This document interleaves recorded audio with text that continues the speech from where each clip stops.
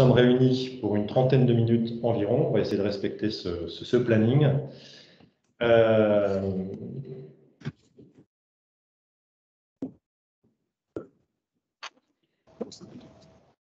Vous avez la présentation qui s'affiche et nous allons pouvoir donc démarrer. Alors, pour nos participants qui ne nous connaissent pas forcément très bien, je les invite à consulter notre site internet et notre vidéo sur YouTube. Je rappelle que cette année, Orphéor fête ses 30 ans. 30 ans au service du secteur public local, que nous sommes heureux de partager avec vous.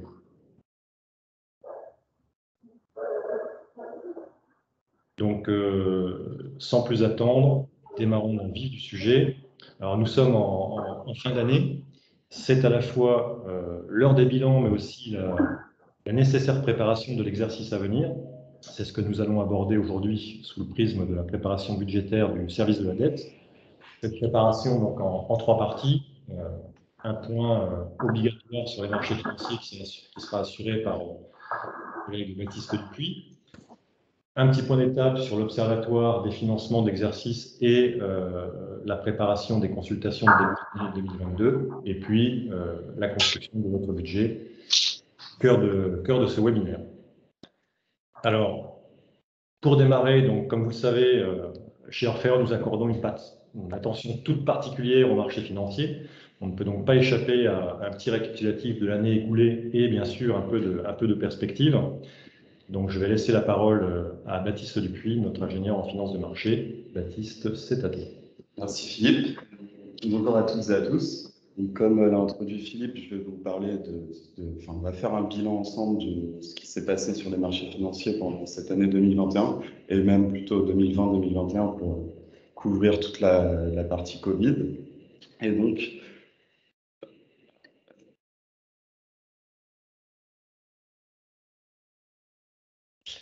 excusez-moi, petit problème logistique. Ouais, c'est bon. Et donc, pour ça, on va quand même se replacer à fin 2019, avant que la crise du Covid arrive. Et donc, pour ça, on va voir en fait que sur la dernière décennie, globalement, on a eu 2 crises en début de cette décennie. C'était la crise des subprimes et la crise de la dette souveraine, qui ont plombé pas mal l'économie et qui ont fait que pendant 10 ans, on a eu du mal à retrouver de l'inflation et de la croissance, en tout cas en zone euro. On n'atteignait pas les objectifs que se donnait la BCE de 2% d'inflation et la croissance n'était pas non plus forte. Ce qui fait que les banques centrales, enfin la BCE, a dû faire des mesures conventionnelles pour sa politique monétaire. Donc les mesures conventionnelles, c'est la baisse des taux directeurs. On peut le voir sur le premier graphe de ce slide, où les taux directeurs étaient autour de 2% et on est passé à 0% sur le principal taux directeur, qui est le taux de refinancement. À ça, on peut rajouter les mesures non conventionnelles comme le quantitative easing, qui consiste en fait à racheter des titres qui font augmenter le bilan de la BCE pour permettre de la liquidité sur ces titres. Et en conséquence de tout ça, ça a mené forcément à des taux, une courbe des taux qui est passée en territoire négatif, notamment les taux courts en premier. Et voilà, donc on arrive fin 2019 avec dans un environnement politique monétaire accommodante avec des taux négatifs.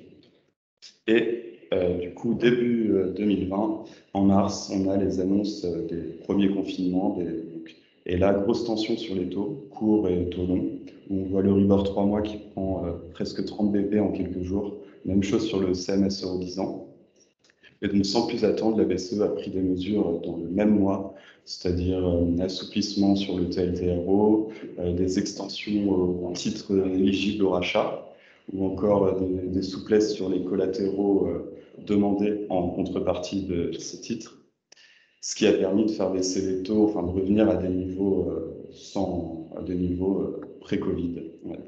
Mais au fur et à mesure, du coup, la reprise se faisait, les déconfinements et les vaccins ont permis de voir un peu, de croire voir la fin du tunnel, et donc les taux ont commencé à repartir à la hausse sur fond de relance économique.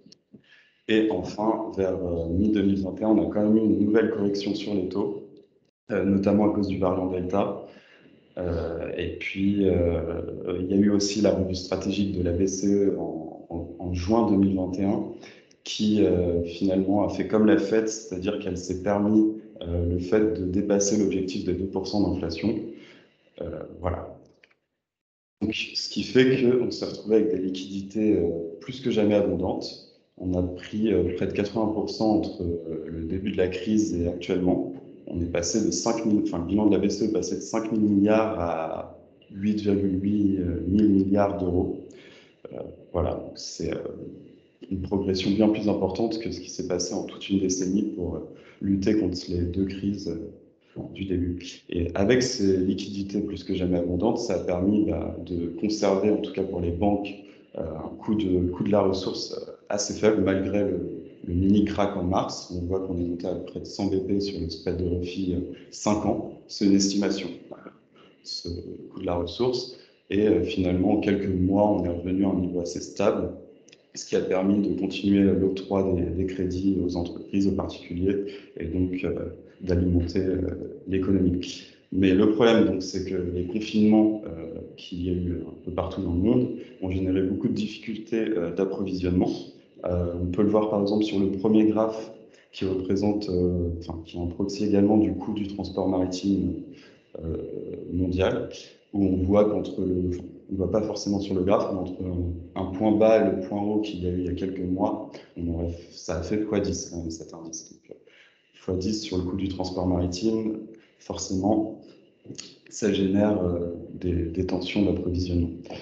Pour le pétrole, même chose, avec la reprise, surtout cette année, où on a eu quand même beaucoup plus de demandes que d'offres, parce que l'offre était encore limitée, notamment en raison des frontières fermées, du transport maritime excessivement cher. Le pétrole a pris plus de 50%. Bon, il a un peu corrigé ce dernier mois, mais on a quand même pris plus de 50% sur le pétrole. Ça se ressent à la pompe, d'ailleurs.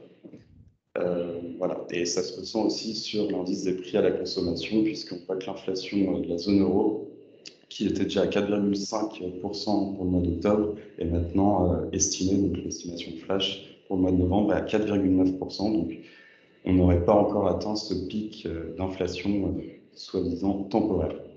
Au niveau de la perception des marchés, si on regarde un peu les indicateurs de stress, c'est-à-dire par exemple le VIX pour la volatilité action, on voit que finalement c'était en mars 2020 toujours qu'il y a eu vraiment la panique et qu'on revient sur des niveaux un peu plus au-dessus de la moyenne, mais on n'est plus en période de panique. C'est un peu stressé, mais ça va. La volatilité sur les taux, même chose, même si là on voit que depuis un mois à peu près, quand même, on a repris pas mal de BP sur les taux et donc une certaine incertitude sur ça. Et enfin, un petit indicateur plus original, mais qui représente bien aussi la tension économique mondiale, ça va être le cours de l'or sur le cours du pétrole, où on est quand même un peu au-dessus de la moyenne à 5 ans. On est un peu au-dessus des niveaux pré-Covid, mais on est quand même bien redescendu en tension par rapport à 2020. Alors, donc, à partir de là, qu'est-ce qu'on peut attendre pour 2022 ? Forcément, ça va être encore les banques centrales qui vont être à la manœuvre, et notamment la gestion des taux directeurs, ce qui permettra d'orienter les taux courts puis les taux longs. Et donc pour ça, il y a aussi on a des indicateurs sur Icon Refinitiv qui permettent de probabiliser les chances les remontées de taux successives selon les différentes dates des comités. Donc sur le screen que vous avez là, c'est pour la Fed, et on voit que, par exemple, là, la fourchette est à 0,025 actuellement, sur leur taux directeur, et la proba, le 15 juin 2022, on passe en 0,25, 0,5, c'est-à-dire une remontée des taux, et de 44,2%, donc c'est la proba la plus importante pour ce comité. Donc en gros, ça veut dire qu'il y aurait, les marchés du moins anticipent une remontée des taux mi-2022 au niveau de la Fed. Pour la BO, même chose. Bon, je n'ai pas mis les screens, mais la BO, c'est même plutôt 2 hausses actuellement pricées.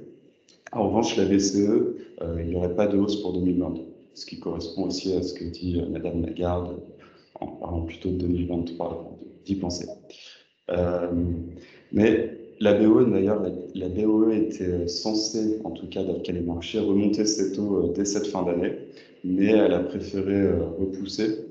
Donc ça sera sûrement en début d'année prochaine parce que il y a eu de nouvelles conjonctures comme des nouveaux variants Omicron et le fait que l'inflation ne soit pas forcément durable fait que la BOE a préféré quand même repousser au risque d'étouffer une reprise si elle remontait les taux trop rapidement.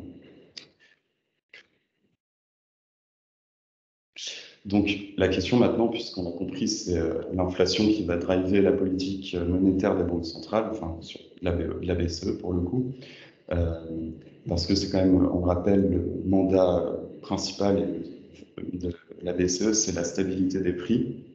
Donc selon l'inflation, elle va devoir adapter sa politique, c'est-à-dire accommodante ou au contraire la normaliser. Et donc, les discours qu'on entend beaucoup, c'est que voilà, l'inflation actuellement est excessive, clairement, à 4,5%, voire 4,9% pour novembre, mais que c'est temporaire pour les raisons conjoncturelles des arrêts des économies qui ont une fermeture des frontières, qui génèrent du coup des pénuries alimentaires en matières premières. En plus, avec le décalage de 2021 où la demande est bien plus importante que l'offre, forcément, ça génère une pression sur les prix à la hausse. En revanche, si on regarde du côté des marchés, on peut constater avec les swaps, par exemple, qui permettent de projeter les forwards, enfin, donc les swaps sur inflation, qui permettent d'anticiper, de mathématiquement donner une valeur au forward d'inflation. Les marchés considèrent que dès fin 2022-2023, on tomberait sous les 2%, pour ensuite voilà, repasser, enfin être un peu en dessous des objectifs de 2%. Ce qui serait finalement ce que la BCE cherche à obtenir. Mais il y a aussi nouveaux facteurs qui apparaissent et qui, eux, pour le coup, sont plus durables que les facteurs cités précédemment qui sont liés à l'arrêt des économies. C'est du coup la pénurie de main-d'œuvre qui commence à générer des pressions sur les salaires.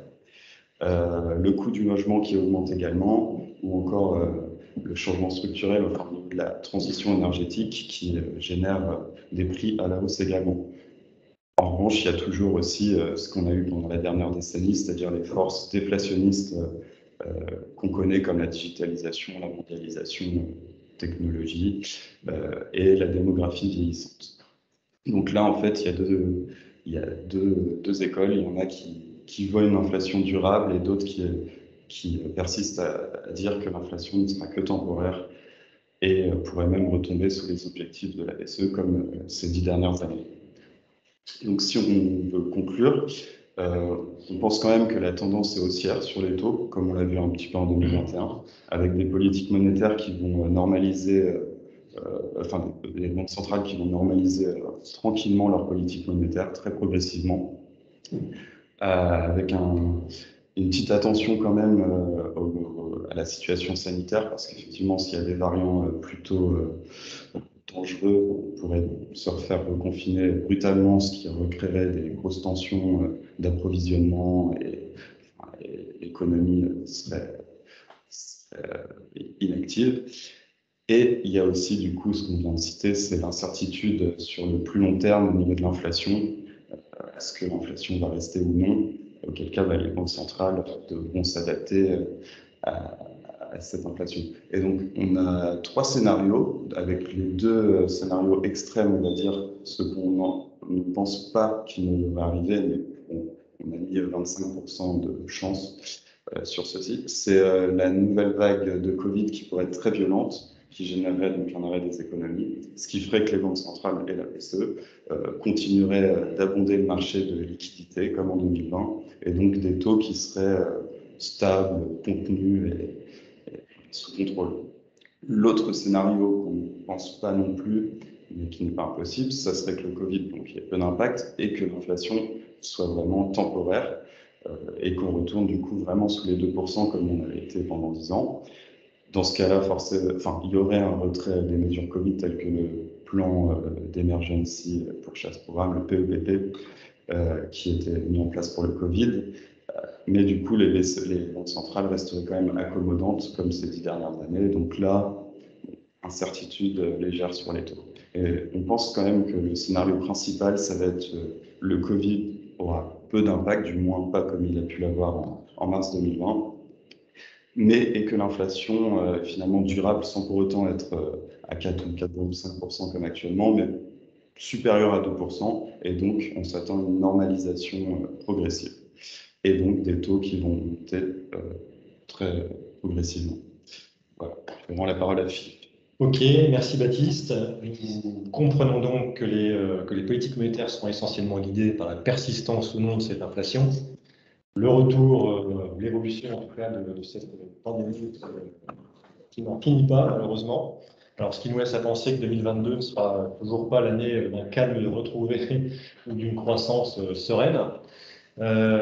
Pour suivre ces marchés, je vous rappelle que sur Perform, vous bénéficiez d'indicateurs aussi de suivi, 6 vignettes spécifiques, 2 pricers, de nombreuses publications, et puis nous avons aussi mis à disposition de l'ensemble de nos utilisateurs un tableau de bord qui s'appelle Observatoire des marchés, que vous pouvez donc retrouver dans la liste des tableaux de bord dédiés. Alors, on avait justement commencé l'année 2021 avec beaucoup d'optimisme, après une année 2020 assez exceptionnelle en tout point. Un optimisme guidé principalement par la vaccination généralisée, un retour à la vie normale pour tout le monde. Et puis, pour les acteurs publics que vous êtes, évidemment, ça signifiait aussi un retour au programme d'investissement et la mise en œuvre de promesses électorales faites dans un contexte très particulier. Dominique, qui est en charge de la rédaction de notre observatoire des financements, va nous dresser un petit bilan provisoire sur ce qui a constitué les financements 2021 et nous donner quelques pistes d'une consultation réussie pour 2022. Dominique, c'est à toi. Merci Philippe, bonjour à tous. Un petit rappel méthodologique avant de passer dans le détail. Les données que nous allons vous présenter sont issues de notre observatoire, qui est basé sur les consultations et les contrats que nous recevons de la part de nos clients. Un point important à noter, ces consultations sont faites sur la base d'un cahier des charges que nous réalisons avec les clients, et donc la réponse des banques est évidemment adaptée à ce cahier des charges. Ce petit point étant réalisé, la première question que nous regardons beaucoup, c'est finalement, Baptiste évoquait la liquidité de la part des banques centrales, mais est-ce que cette liquidité se retrouve dans les consultations? Et une des moyens pour retrouver cette information, c'est d'utiliser le taux de couverture qui ressemble au total des offres rapporté au montant demandé. Pour être plus précis, si je demande 100 auprès des établissements prêteurs, combien je vais obtenir? Est-ce que je vais obtenir 400, 500, voire au-delà? Eh bien, sur l'année 2021, on a un taux de couverture médian, c'est-à-dire qu'on a 50% au-dessus et 50% en dessous, qui est autour de 400%, ce qui veut dire que, d'une façon générale, vous avez à minima 400% de réponses pour la plupart des consultations. C'est assez logique, comme nous le verrons ultérieurement avec la répartition par prêteur. Mais comme je l'ai évoqué, cette médiane, finalement, on a 50% qui vont être au-dessus, 50% qui vont être en dessous. Et ces en dessous, eh bien, ils peuvent atteindre des niveaux minimum de 87%, ce qui veut dire qu'une collectivité a fait une consultation pour laquelle elle n'a pas eu la totalité du taux de couverture. Ce point est important puisque cela signifie déjà que depuis 2013, nous n'avions pas eu de situation pendant lesquelles une collectivité ne pouvait pas à minima avoir 100% de son volume. Et on constate essentiellement cette diminution du taux de couverture sur les collectivités les plus en difficulté. Mais à l'inverse, le haut du panier représente aujourd'hui une collectivité a reçu 10 offres représentant chacune 100% du volume demandé, soit un total de 1000%. Cette disparité, qui est quand même très importante, s'explique par plusieurs facteurs. En premier, le montant qu'on demande. Une collectivité, plus on va demander un montant important, plus la plupart des banques vont diminuer le volume auquel elles répondent. Pourquoi? D'abord parce qu'il y a une logique de donner un peu à tout le monde, mais l'autre raison, c'est évidemment l'exposition au risque de contrepartie. L'autre élément, c'est la taille de la collectivité. Une grande collectivité peut plus facilement attirer plusieurs prêteurs et des prêteurs qui sont moins usuels sur le marché. Mais enfin, la situation financière et puis de façon plus générale également les prêteurs sollicités. Et pour cela, l'utilisation des plateformes de financement est un bon moyen d'aller chercher de la liquidité. Et puis également le calendrier de la consultation. Il y a des périodes que l'on sait creuses, le début d'année puisque les budgets ne sont pas votés, le début d'été, et puis des périodes à l'inverse qui sont très pleines, la fin de l'année puisque tout le monde veut boucler son budget, ou encore juste avant l'été pour essayer de disposer des fonds avant la pause estivale. Au niveau de la répartition par prêteur, le grand changement en fait de cette année 2021, c'est l'arrivée de la compagnie de financement foncier du groupe BPCE qui permet à ce groupe de regrouper aujourd'hui 27% des offres. Le seul crédit foncier représente aujourd'hui 12% des offres distribuées. Cela étant, sur le haut du panier des prêteurs, il n'y a pas de grand changement dans la répartition. La Banque Postale, la Caisse d'Épargne, le Crédit Agricole, Arkea ou encore l'Agence France Locale représentent encore les principaux prêteurs du marché des collectivités. Au niveau de la réussite pour cette année, eh bien, on a constaté quand même que la Banque Postale, qui jusqu'à présent était leader du marché, représente 15% des offres, mais est retenue dans 25% des cas. On peut ajouter au sein du pôle public la Banque des Territoires, qui a été retenue de temps à autre, notamment lorsqu'elle faisait une offre en partenariat avec la Banque européenne d'investissement. Si l'on prend le groupe BPCE, on évoquait la foncière, 12% des offres, 32% des offres retenues. Cela signifie, si l'on regarde les deux principaux leaders du marché, la foncière de BPCE et la Banque Postale, ils atteignent quasiment 60% des offres retenues. C'est le succès du modèle du refinancement par des sociétés foncières. On peut ajouter également assez rapidement au groupe BPCE les caisses d'épargne qui répondent notamment sur les collectivités de petite dimension et enfin les autres prêteurs, banques populaires ou crédits coopératifs.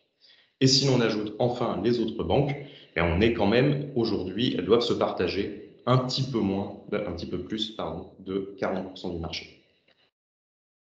Quelle durée a été principalement retenue? On l'a constaté en 2020, la baisse des taux, que Baptiste a souligné tout à l'heure, a entraîné un allongement des durées. Eh bien, le 20 ans est retenu aujourd'hui pour pratiquement 53% des offres. Le 25 ans, le 15 ans sont quasiment à égalité aujourd'hui, pratiquement 20% chacun. Et enfin, pour des besoins spécifiques, soit pour des refinancements, soit éventuellement pour des besoins très longs, les durées inférieures à 15 ans ou à 30 ans regroupent aujourd'hui un peu plus de 3% des offres retenues. Enfin, les niveaux de taux. Les niveaux de taux, c'est important. Les taux, comme l'a montré Baptiste tout à l'heure, ont monté au cours de l'année 2021, mais est-ce qu'on est dans les mêmes proportions au niveau des taux offerts? Eh bien, clairement, il y a une hausse des taux, tant par rapport à 2020 qu'au cours de l'année. Mais on n'est pas du tout dans les mêmes proportions que la hausse des taux que l'on constate sur les taux de marché. Bon, c'est assez logique dans un sens. La concurrence qu'on a évoquée tout à l'heure a permis à pousser plutôt les banques et les a incitées à diminuer légèrement ou un peu plus leur marge, ce qui a entraîné finalement un amortisseur par les établissements prêteurs de la hausse des taux. On constate que les taux moyens quand même sur l'exercice sont inférieurs à 1% pour la plupart des maturités et en tout cas au-delà et en tout cas jusqu'à 20 ans. Certaines collectivités ont pu emprunter même à moins de 1 à 25, voire pour certaines 30 ans. Alors quelle stratégie de taux adopter? Dans un tel contexte, il semble assez logique au vu des taux qu'on ne va pas s'amuser à prendre un risque en allant prendre un taux indexé si l'on peut avoir un taux à 25 ou 30 ans qui est à moins de 1. Et on est donc dans une logique assez simple, 97% des offres retenues sont à taux fixe. Néanmoins, le rebord peut avoir du sens. Pourquoi? Parce que éventuellement, la banque qui a fait l'offre a rémunéré le floor que l'on met sur le rebord. C'est le cas par exemple de la Société Générale ou encore d'Arkea. L'écart alors entre le niveau de taux fixe et le niveau de marge sur le rebord permet pendant les premières années de profiter d'un écart de taux favorable et donc de diminuer la charge financière des nouveaux emprunts. Sur le financement 2022 maintenant, qui est vraiment le sujet que nous devons aborder. Nous, notre ADN chez Orfeor, ça a toujours été de faire du financement de projet par opposition au financement globalisé. Et pour cela, aujourd'hui, il est important de comprendre finalement comment financer cet investissement ou en faire l'écologie, c'est-à-dire le milieu dans lequel va tourner cet investissement. Et pour cela, il faut identifier d'abord des projets spécifiques, et ces projets spécifiques peuvent faire appel à un certain nombre de subventions. Et pour cela, il faut travailler avec les services parce que toutes ne sont pas éligibles et tous les investissements ne sont pas éligibles à ces subventions. Notamment parce que vous avez une myriade de subventionneurs et qu'il faut pouvoir identifier quel investissement pour quel subventionneur.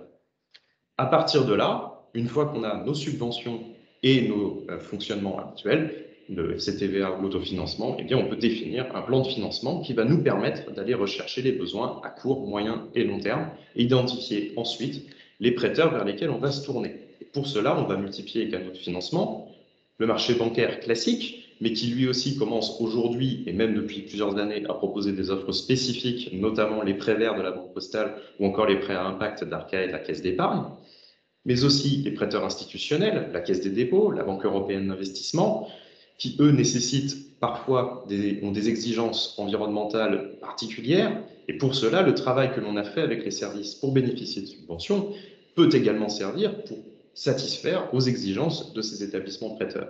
On peut aussi passer par les plateformes de financement comme Capverian ou Loanbox, ou pour les établissements plus importants, les émissions directement obligataires. Et puis enfin, le financement participatif pour certains investissements spécifiques.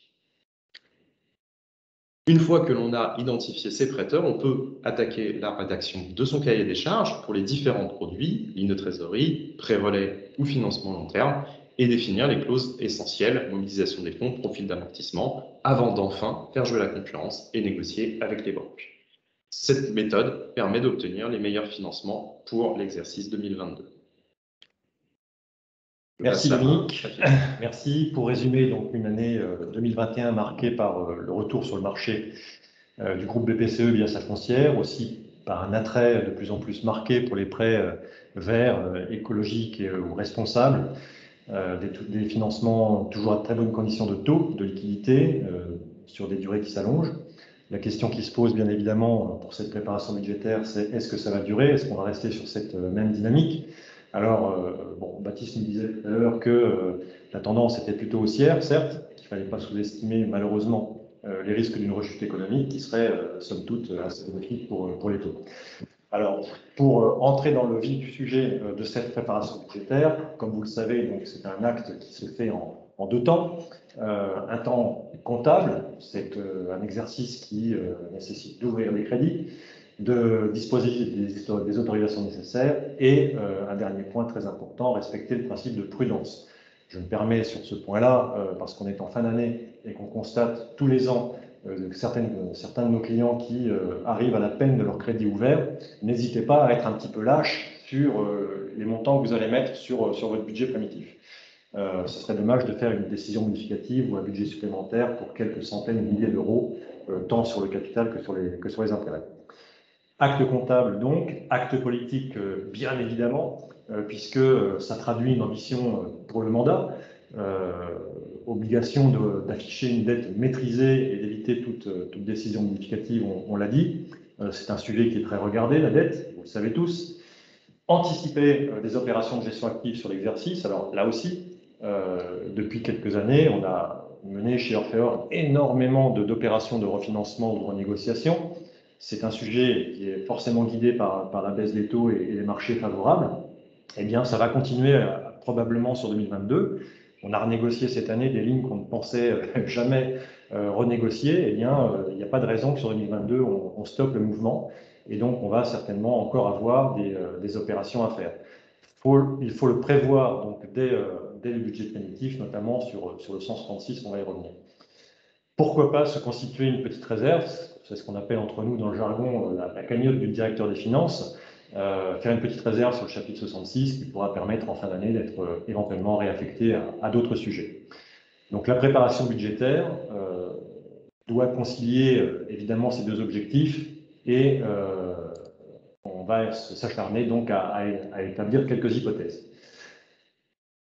La méthode que nous avons retenue en trois temps, bien sûr, tout d'abord, identifier le contrat.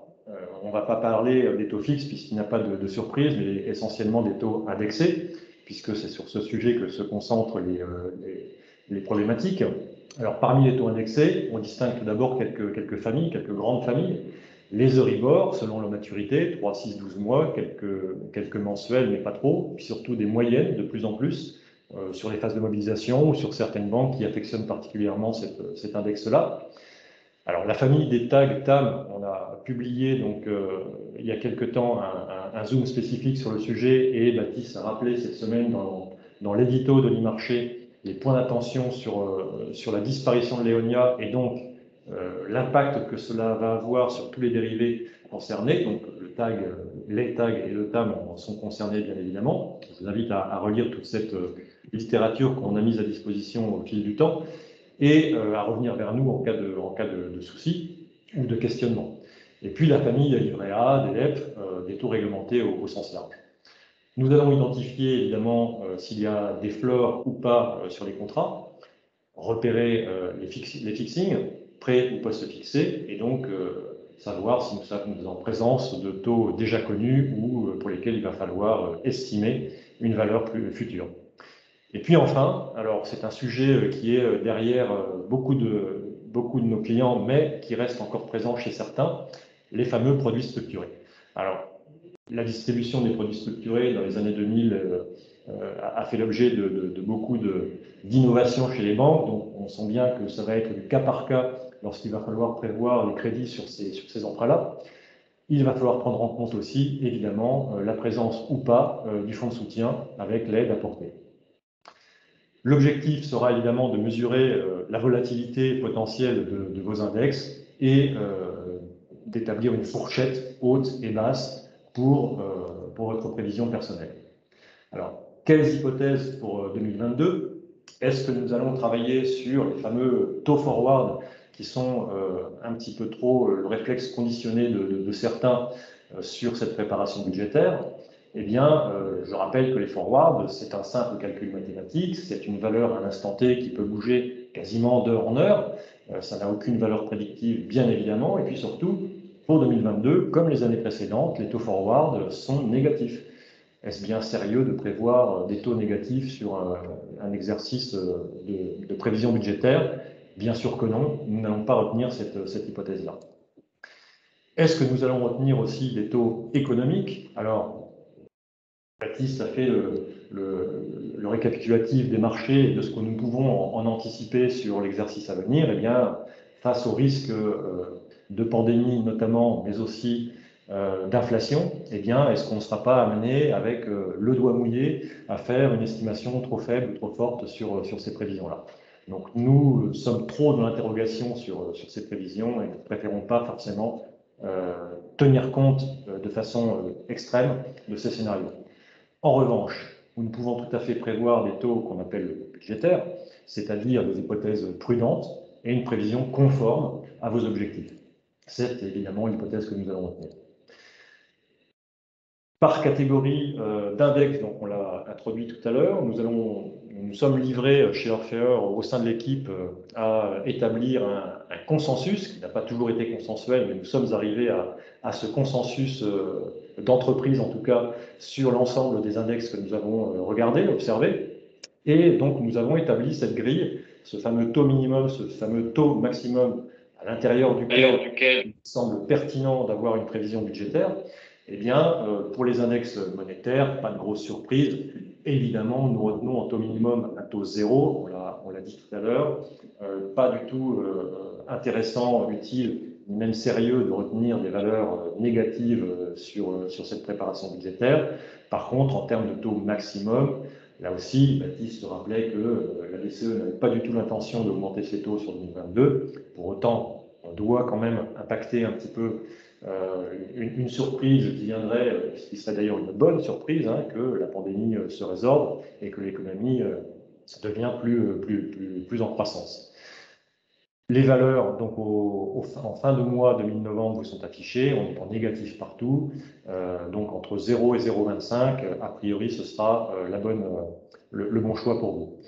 Alors le cas spécifique du livret A, sans trop s'attarder sur cet index qui n'est pas une indexation très courante chez nos clients. On est à 0,50 aujourd'hui, prochain fixing en février 2022. Alors bien sûr, l'inflation, qui est une des composantes à côté des taux monétaires de cet index-là, pourrait amener l'indice livret A à la hausse. Il ne faut pas oublier que c'est un indice franco-français et que 2022 est aussi un rendez-vous électoral important et que ce ne sera pas forcément un index qui sera bougé sur 2022. Sur les échéances infra-annuelles, on peut envisager deux scénarios, même si impacter des taux croissants sur l'évolution annuel, donc lorsqu'on est en présence d'un Euribor 3 mois, par exemple, donc avec 4 rendez-vous d'échéance dans l'année, est-ce qu'on va s'amuser, entre guillemets, à prévoir quatre taux différents?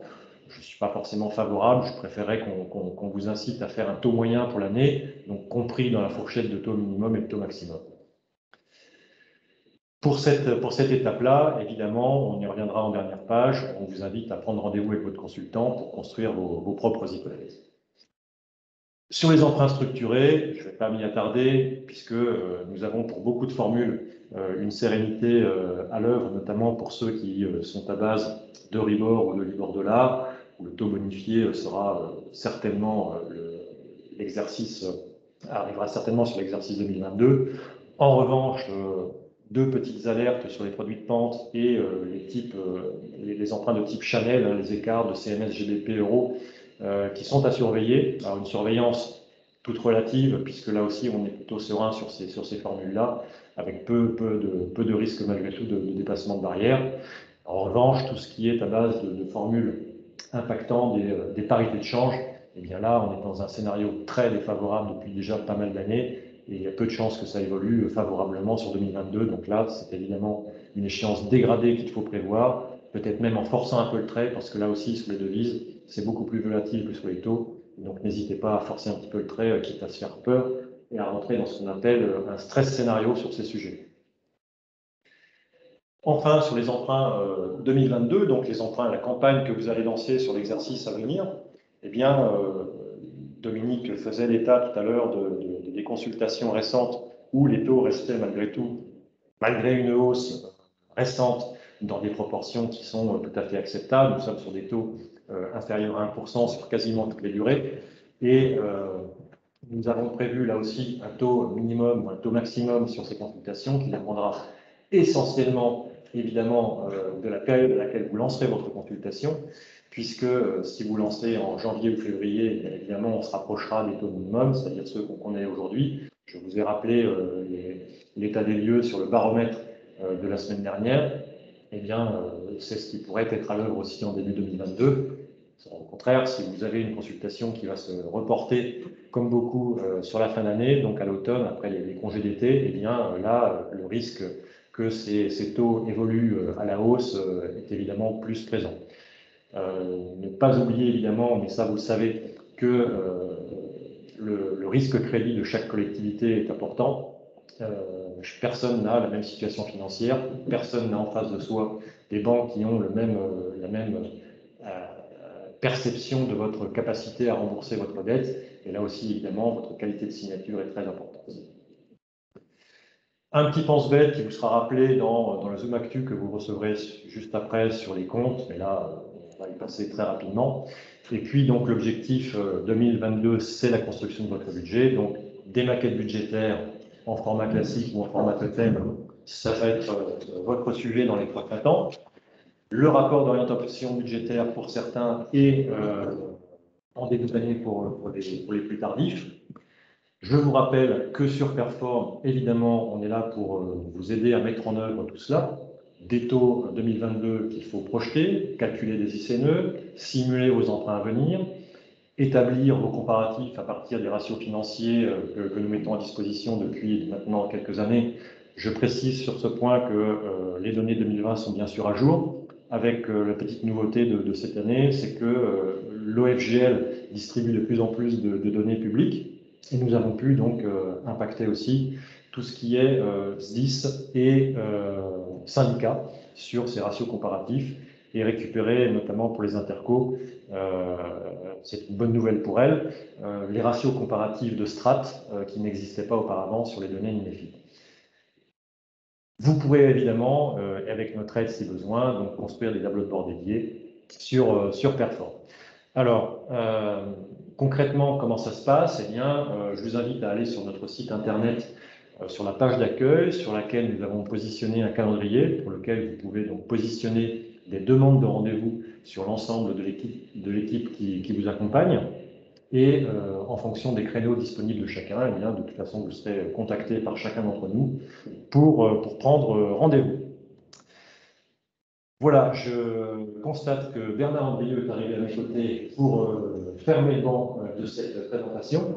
Je vais lui laisser la parole, puisque cette année, comme je le disais en introduction, Orphéor fête ses 30 ans. Et Bernard, je t'en prie, je te laisse clôturer ce webinaire. Merci à tous d'avoir participé. Vous êtes nombreux comme d'habitude et nous sommes très sensibles. Moi, je remercie très profondément mes collaborateurs les plus proches et les plus éloignés, non tous, donc Dominique, Baptiste et Philippe qui nous ont mené ces 40 minutes à un train d'enfer. Donc j'imagine que comme c'était clair, vous avez tout compris. Mais comme vous avez le souci de revenir régulièrement auprès de nous pour avoir plus d'informations, comme vous l'avez fait remarquer Philippe, n'hésitez pas à prendre rendez-vous.